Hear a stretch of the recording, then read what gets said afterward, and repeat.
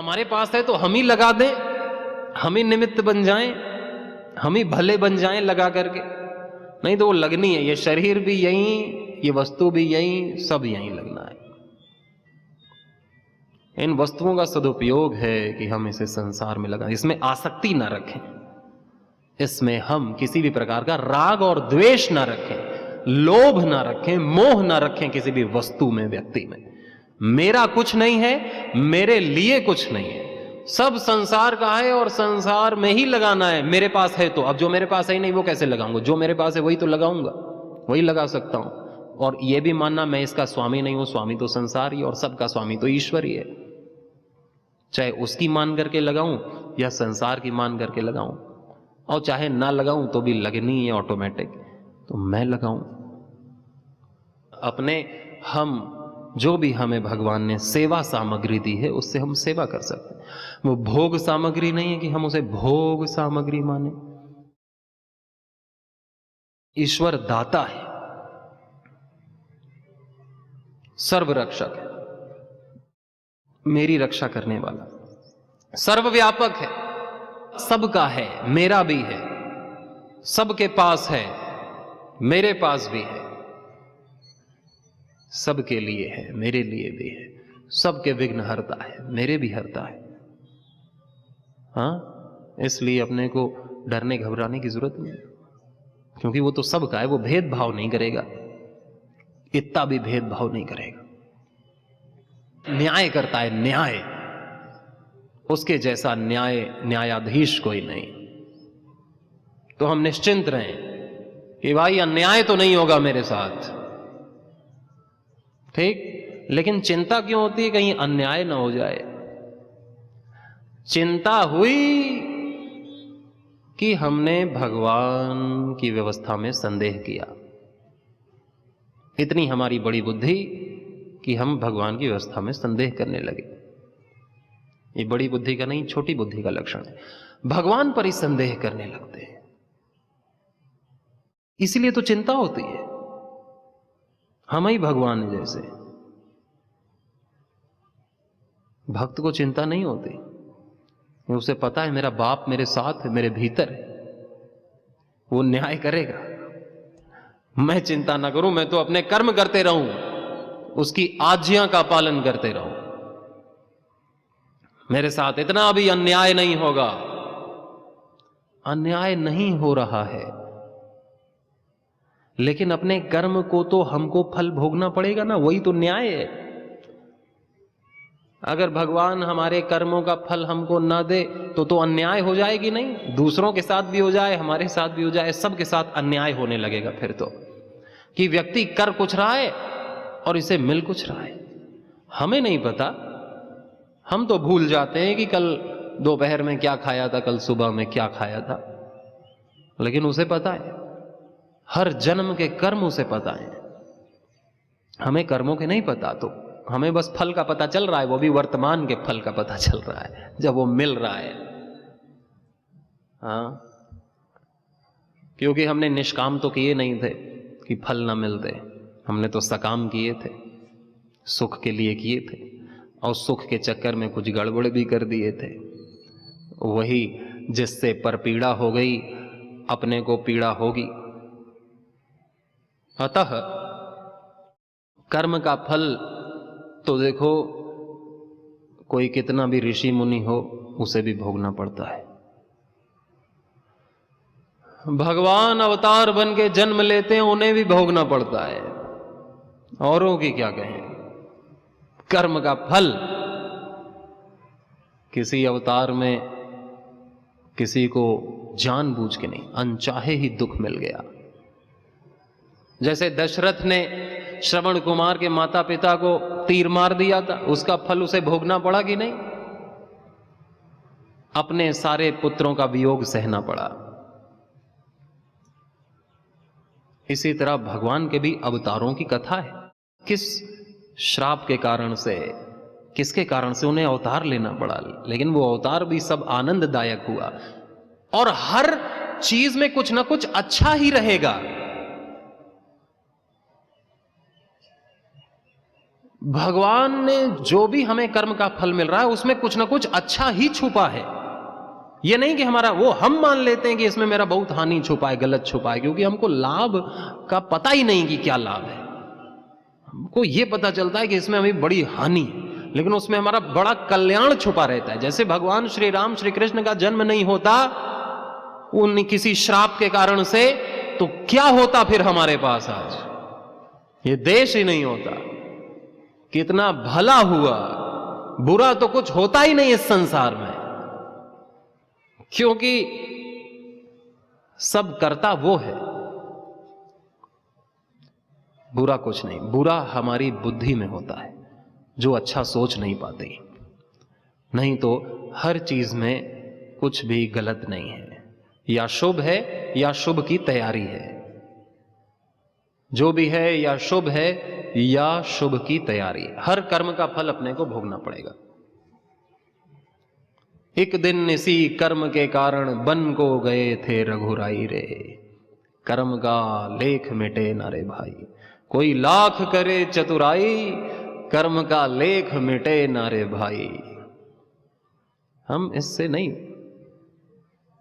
अतः हमें निश्चिंत होना चाहिए और स्वीकार करना चाहिए कि जो गलत कर्म हुए, जो भी परिस्थितियां ही तो बनेंगी उससे, और क्या बनेंगे। व्यक्तियों का संयोग और वियोग ही तो होगा, और क्या होगा। वस्तुओं का संयोग और वियोग ही तो होगा, और क्या होगा। मैं उसी में आनंदित रहूंगा, उसी में संतुष्ट रहूंगा, उसी से सेवा करूंगा, और कोई गलत कर्म गलत भाव किसी के प्रति नहीं रखूंगा। हिंसा, झूठ, चोरी, बेईमानी, व्यभिचार, अहंकार, क्रोध, अपवित्रता, आलस्य, प्रमाद, आत्मविमुखता, असंतोष, नास्तिकता नहीं रखूंगा।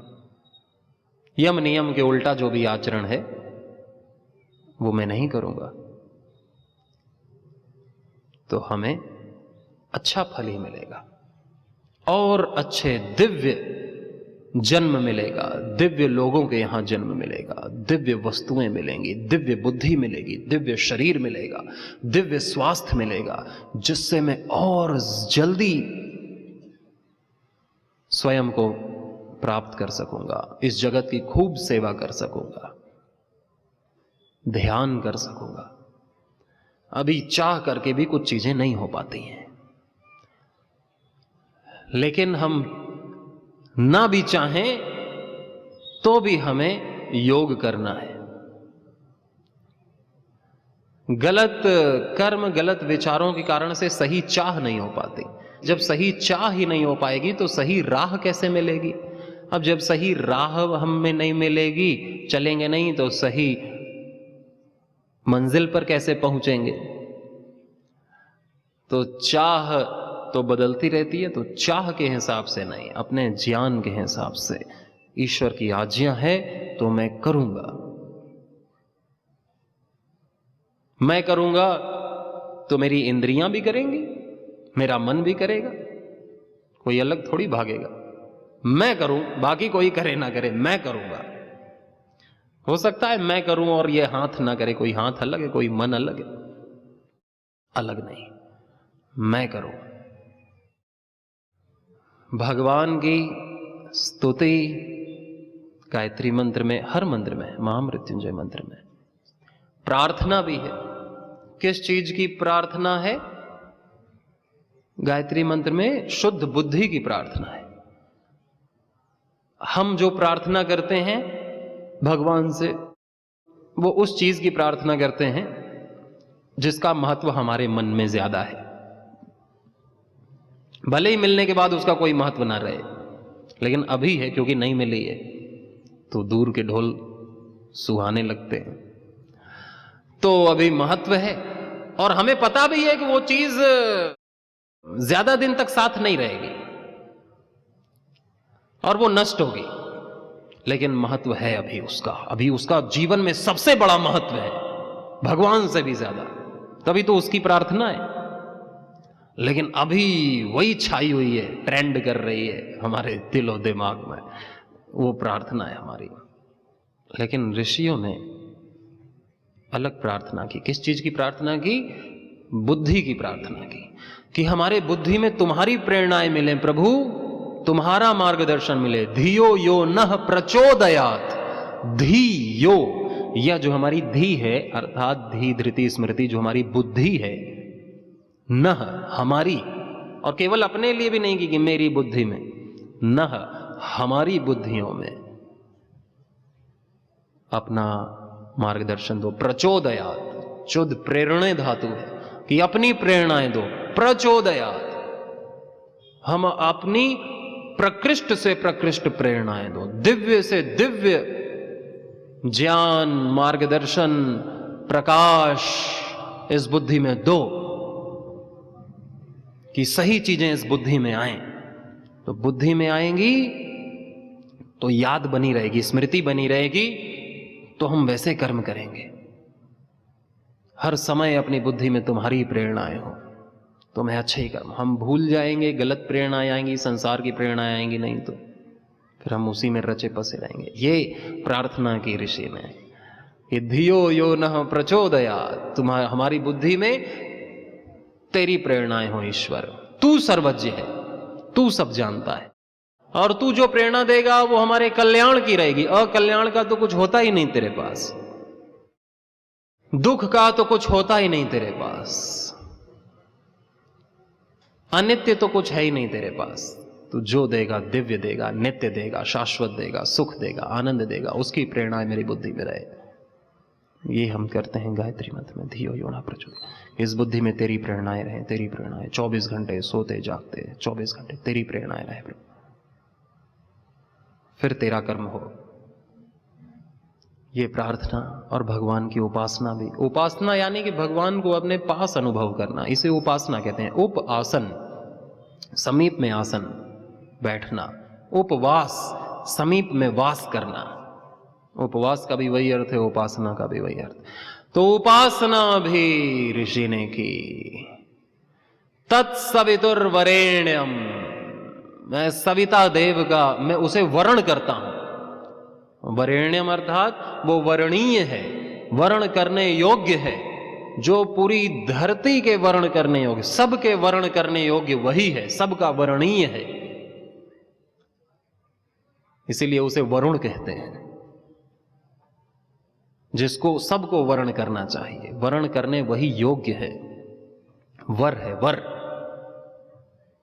वरेश्वर है, वरों का ईश्वर है। सविता देव, जो इस जगत का उत्पादक है, पालक है, जो भी उत्पादन चल रहा है सब वही कर रहा है, पालन कर रहा है, वही कर रहा है, वो सबका वर्णीय है।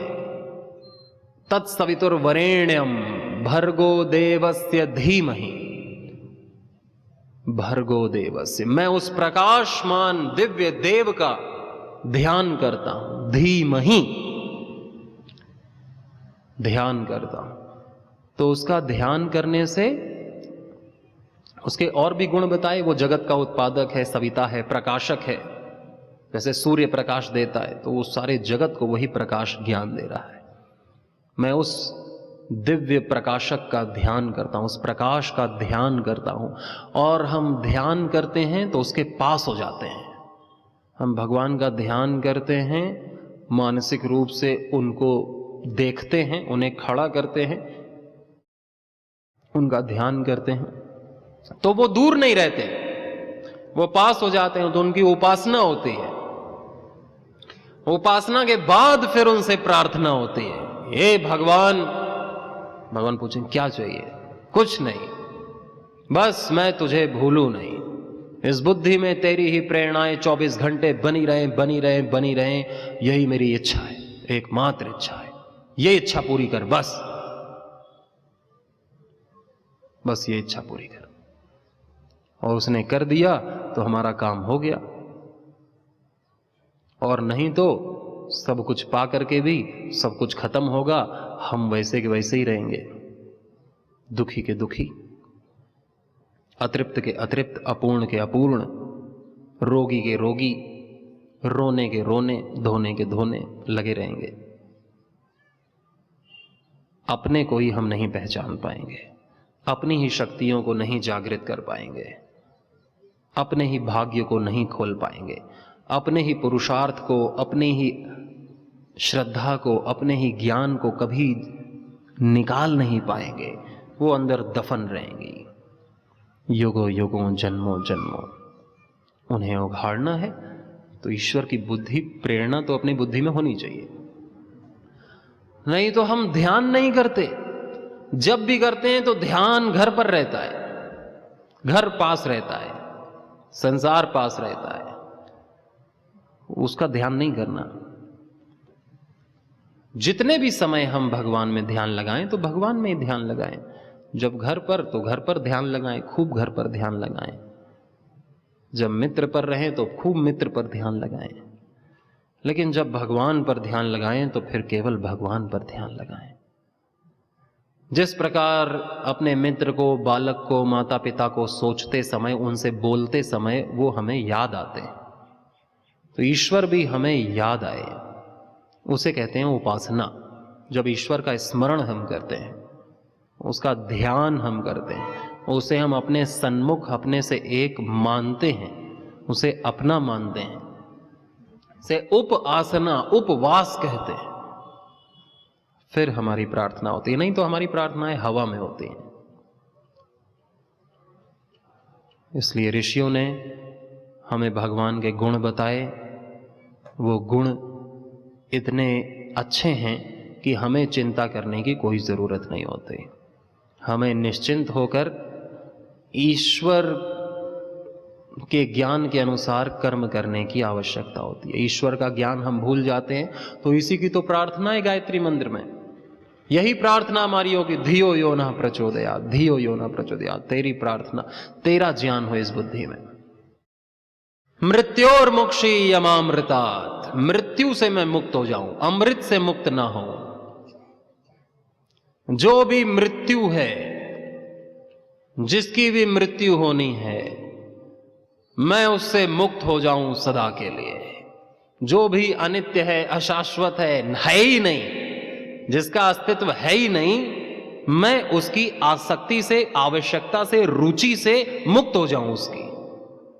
वो मुझे नहीं चाहिए। मां अमृता, अमृत से मुक्त ना हो, मैं आपसे मुक्त ना हूं। जो भी बना रहेगा, जो नित्य है, शाश्वत है, उसकी रुचि, उसकी आवश्यकता से मैं सदा युक्त रहूं।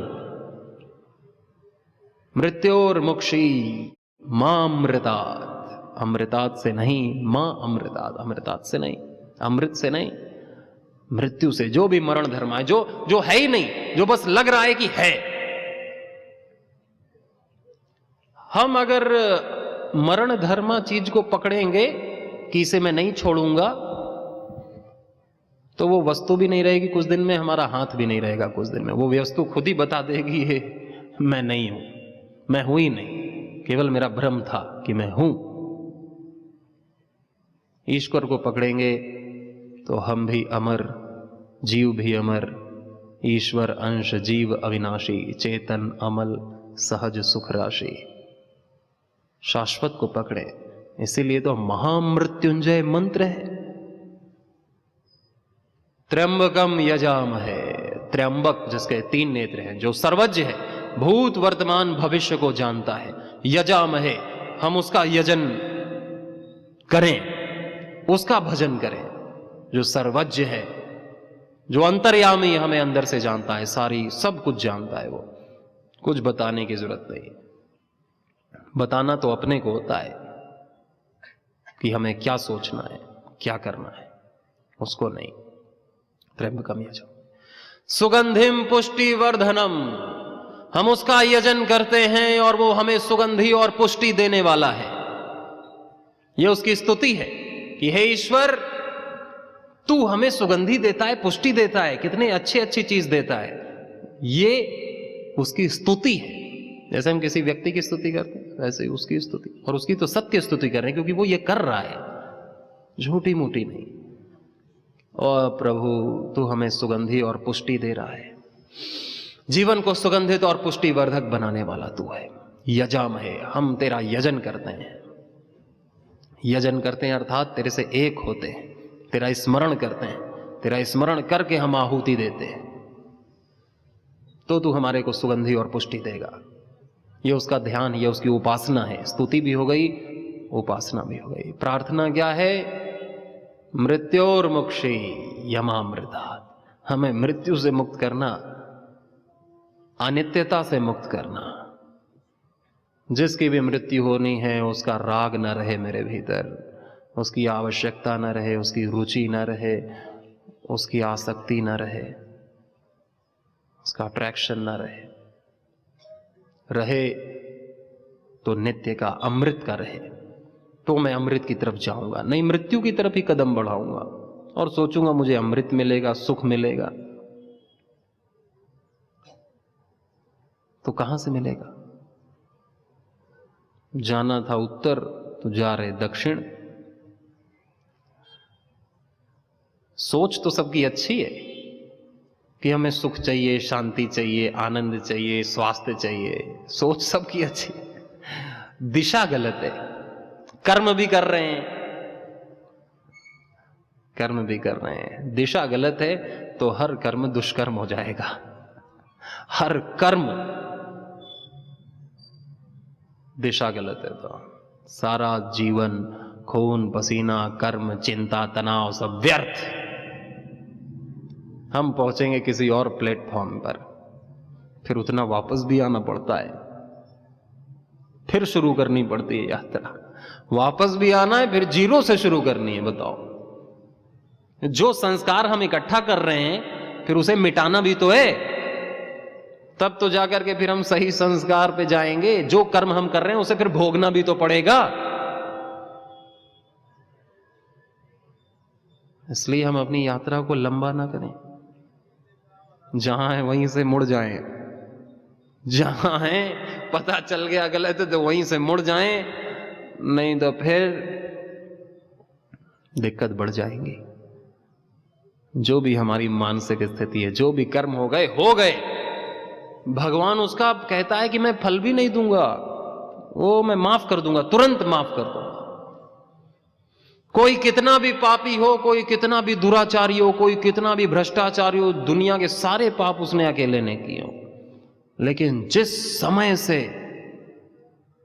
वो मेरी शरण आ गया और उसने मान लिया कि भगवान के भजन से श्रेष्ठ और कुछ है ही नहीं इस धरती पर, भगवान से ही श्रेष्ठ कुछ नहीं, उसके लिए ही मैं कर्म करूं, उसके लिए ही मैं कर्म करूं, बस ऐसा जिसने ठोस मान लिया, दृढ़ मान लिया, बस वो मेरे लिए धर्मात्मा ही है उसी समय से, और मैं उसे शाश्वत शांति प्रदान करता हूं। लेकिन वो दृढ़ होना चाहिए, उसका संकल्प, उसका अनुभव होना चाहिए, उसका अनुभव। जिस समय से उसने मान लिया तो मान लिया, भगवान भी उसे मान लेगा। ये यथा माम प्रपद्यन्ते नेतांस तथैव भजाम्यहम् है। लेकिन ये मानना ही कठिन हो जाता है, इतना सा मानना ही कठिन हो जाता है। शरणागति समर्पण कठिन हो जाता है। क्यों? क्योंकि जो चल लिए हैं उसके संस्कार भी तो बने हैं, समझ कर भी समझ नहीं आता, देख करके भी देख नहीं पाते, सुन करके भी सुन नहीं पाते। जीवन वैसे का वैसे, हम सब सुन रहे हैं, सब कर रहे हैं, सब जीरो में इंटू हो रहा है, हमारा जीवन वैसे का वैसे ही चल रहा है, एकदम सब जीरो में इंटू हो रहा है। सारे कर्मकांड, सारा जप, सारा तप, सब जीरो में इंटू। क्यों? बस आदत, अभ्यास। गलत करने का हम नहीं छोड़ पाते, गलत दिनचर्या हम नहीं छोड़ पाते, गलत चीजों का आकर्षण हम नहीं छोड़ पाते, सुख का आकर्षण हम नहीं छोड़ पाते, तप करने की हिम्मत हम नहीं, त्याग करने की हिम्मत नहीं जुटा पाते, सर्वस्व समर्पित करने की हिम्मत नहीं जुटा पाते, सर्वस्व त्याग करने की हिम्मत हम नहीं जुटा पाते। जैसे ये सब बना रहेगा, ये सब तो कल छिन जाए, आज ही छिन जाए, लेकिन हमें लगता है ये नहीं छिनेगा, ये नहीं छिनना चाहिए। छिना ही है, जो छिना है वही छिनेगा, जो सदा से हमारा नहीं है वही हमारा नहीं होगा, और जो सदा से हमारा है उसे कोई नहीं छीन सकता। उसे भगवान भी नहीं छीन सकता। जो सदा से गुण हमारे पास हैं, जो हमारा सदा से संबंध है भगवान से, जो ऐश्वर्य है, उसे कोई भी नहीं छीन सकता, कोई भी नहीं छीन सकता। हम भी नहीं उसका त्याग कर सकते। वो आनंद, वो शक्ति, वो विभूति, वो दिव्यता, वो ईश्वरत्व, वो सदा से हमारा ही रहेगा। हम उसे कभी भी जाने, करोड़ों अरबों युगों के बाद भी वो हमारा ही रहेगा। हम न जाने, लेकिन वो चीज जो छिन गई है, छिन रही है, वो छिनी हुई ही है। उसे हमने अपना मान रखा है तो ये हमारी गलती है। फिर दर्द होता है, दुख होता है, यार मेरी चीज छुनी, वो मेरी थी नहीं तभी छिनी है। वो चीज कभी नहीं छिनती जो मेरी होती है। तो हमें जानना पड़ेगा कि मेरा क्या है और क्या नहीं है। तो संतों ने बताया कि मेरा तो कुछ भी नहीं है, कुछ भी मेरा नहीं और कुछ भी मेरे लिए नहीं। तो व्यक्ति अपने आप निष्काम हो जाता है, उदार हो जाता है। उसी को त्यागी कहते हैं जो ये जान लेता है, उसी को ज्ञानी कहते हैं जो ये मान लेता है। एक भिखारी था, कहते हैं वो 25 साल तक एक ही जगह भीख मांगता था और खूब गंदगी उसने फैलाई उस जगह, और भीख मांगते मांगते मर गया। उस जगह को सड़ा दिया उसने भीख मांग। फिर जब वो हटाया उसको इधर से, वो जगह खराब हो गई, और जगह खराब हो गई तो लोगों ने सोचा कि यहाँ की 4 फुट की मिट्टी हटा देते हैं, नहीं बास आ रही है इस जगह से। तो वहां खोदा तो अंदर खजाना मिला, हीरे जवाहिरात मोती मिले, माणिक्य मिले अंदर। और फिर सबने माथा पटका के, अरे वो मूर्ख यहां धन पर बैठ करके भीख मांग रहा था। अगर वो जानता होता तो भाई हमसे कई गुना अमीर उसकी 7 पुश्तें तर गई होती हैं। भीख मांग रहा था, पूरा जीवन सड़ा दिया जगह, लेकिन उस मूर्ख को पता नहीं था। मांगता रहा, मांगता रहा, मांगता रहा, रोता रहा, रोता रहा और मर गया। लेकिन अपने भीतर के खजाने को, जो था, जो है, जो रहेगा, उसको वो नहीं जान पाया। वही दरिद्र है, वही कंजूस है जो अपने भीतर के खजाने को बिना जाने ही मर जाता है। वही कंजूस है, वही दरिद्र है, असल में वही गरीब है। हम सबको भगवान, हम अमीर की संतानें हैं, हम अमीर हैं, हम पूर्ण की संतानें हैं, हम पूर्ण हैं। अगर हम भी अपने आप को गरीब और रोगी और दुखी और अपूर्ण मानेंगे तो हम कभी अमीर नहीं हो पाएंगे, क्योंकि हमने मान रखा है। अब मानने की कोई औषधि नहीं है। मानने की यही औषधि कि हम ठीक मान लें, और हमारे फिर पूरे बायोकेमिकल प्रोसेस ही चेंज हो जाएगा अंदर का मानने से। एकदम व्यक्ति वही संत बन जाता है, केवल मान करके, केवल श्रद्धा में मान लेता है और जीवन जीता है। हम अमीर हैं। ओम पूर्णमदः पूर्णमिदं पूर्णात् पूर्णमुदच्यते पूर्णस्य पूर्णमादाय पूर्णमेवावशिष्यते। ओम शांति शांति शांति।